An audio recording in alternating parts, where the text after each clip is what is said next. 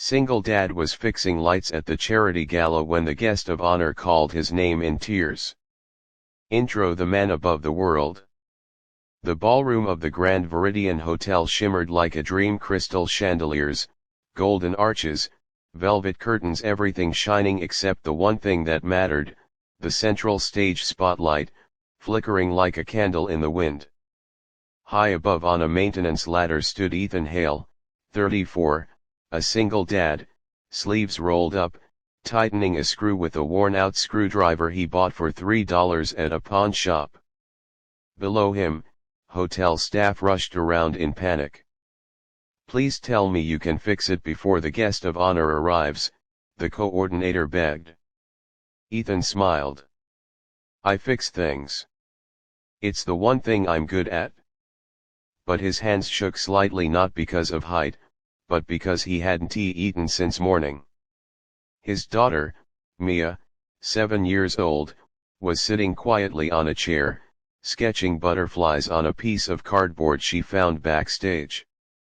"Daddy, are you almost done?" she called. "Almost, baby." He looked down at her, his entire world in tiny sneakers. Tonight's event, a charity gala for women's rehabilitation and single parent support. The irony wasn't lost on him. Part 1: A life of shadows and scars. Ethan had worked 3 jobs ever since Mia's mother left without a goodbye. He cleaned offices at night, fixed appliances during the day, and took temporary maintenance work whenever someone needed that cheap guy who works hard. He never complained. But bills piled up anyway. Earlier that morning, Ethan received a letter from the landlord. Final eviction notice. He folded it carefully and hid it in his toolbox so Mia wouldn't see it. Now, as he tightened the last bolt, the spotlight finally steadied, glowing bright, warm, gentle. "See, told you I'd fix it," he whispered. The coordinator let out a sigh of relief. "You're a lifesaver, Ethan." He climbed down, wiped his hands on his jeans, and smiled at Mia. But the night was far from over. Part 2: The guest of honor. People entered the ballroom in shimmering gowns and tuxedos. Luxury perfume filled the air. Money talked here loudly. Mia tugged on Ethan's hand. "Daddy, who is the guest of honor?" He shrugged. "Some famous philanthropist. She funds programs for women and children." Mia nodded, her braid bouncing. "I hope she's kind." Ethan hoped so too. Then, a hush fell over the room. The doors opened. A woman walked in, tall, elegant, graceful, wearing a deep sapphire dress. Cameras flashed all around her. She looked confident, yet there was a sadness behind her eyes. "Ladies and gentlemen," the announcer said, "please welcome Dr. Lila Rowan." Ethan froze. The screwdriver slipped from his fingers. Mia looked up. "Daddy, what happened?" He swallowed hard. Lila Rowan, the name he hadn't heard in 10 years. The woman he once loved. The woman he once saved. The woman who vanished from his life without explanation. And now she was here, successful, radiant, admired. Lila Rowan. Mia's biological mother. But Mia didn't know that. No one did. Part 3: A past that never healed. 10 years ago, Lila had been a scared, broken teenager running from an abusive home. Ethan, just a 23-year-old mechanic, then found her hiding behind his shop, bruised, terrified.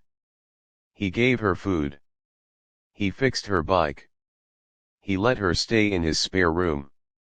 They fell in love in stolen whispers. Then one morning, she was gone. No note. No goodbye. Only a single blue ribbon on the pillow. A month later, Ethan learned she was pregnant, but she never returned. He raised the baby alone, naming her Mia, meaning mine. Because she was. He never blamed Lila. He only wished she was safe. And now, she stood 20 feet away, smiling at donors, unaware that the man who gave her shelter and the daughter she never met was right here in this very room. Part 4. The spotlight flickers again. As Lila approached the stage, the newly repaired spotlight began to flicker again softly, faintly. The coordinator panicked. Ethan. We can't stop the event now, please check it. Ethan placed Mia on a seat backstage. Stay here, sweetheart. He climbed the ladder again as guests murmured. Lila stepped onto the stage, speech notes in hand. She looked up straight at him. Their eyes met. Her smile vanished. Her breath caught. Her entire body froze. The room disappeared for her. The applause faded. All she could see was him.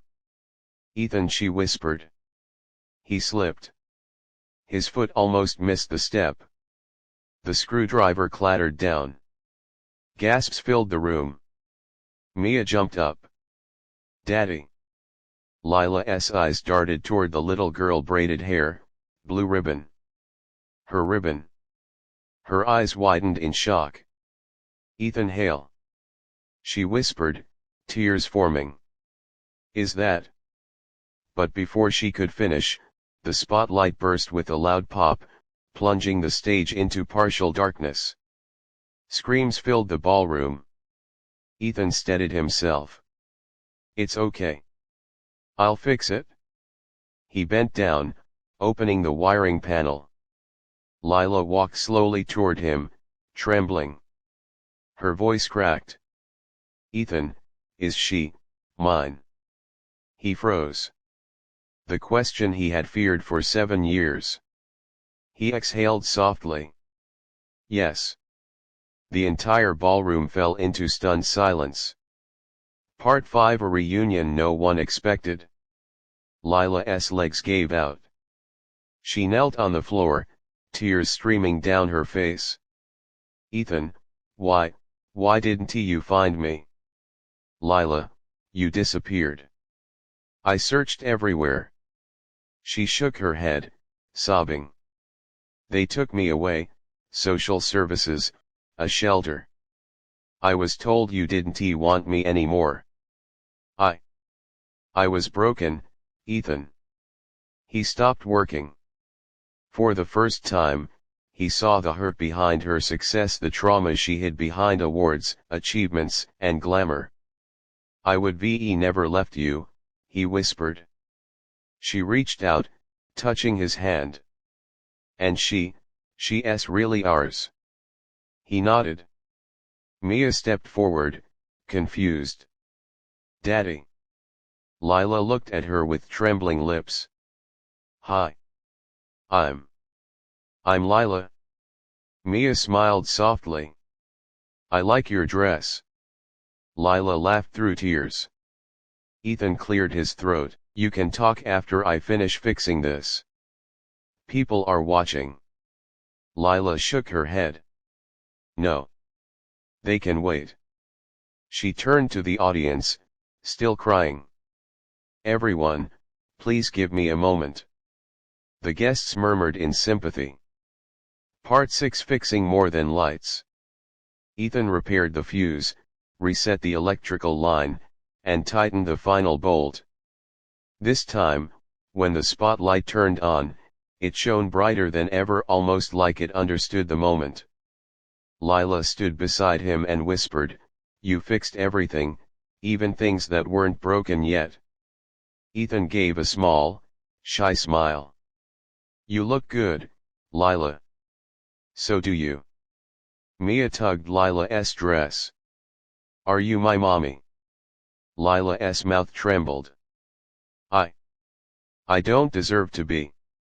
But yes. I am. Mia took her hand. Then you can sit with us, okay? That broke Lila completely. She sobbed as Ethan gently guided her off the stage and into the backstage room. Part 7. The truth comes out.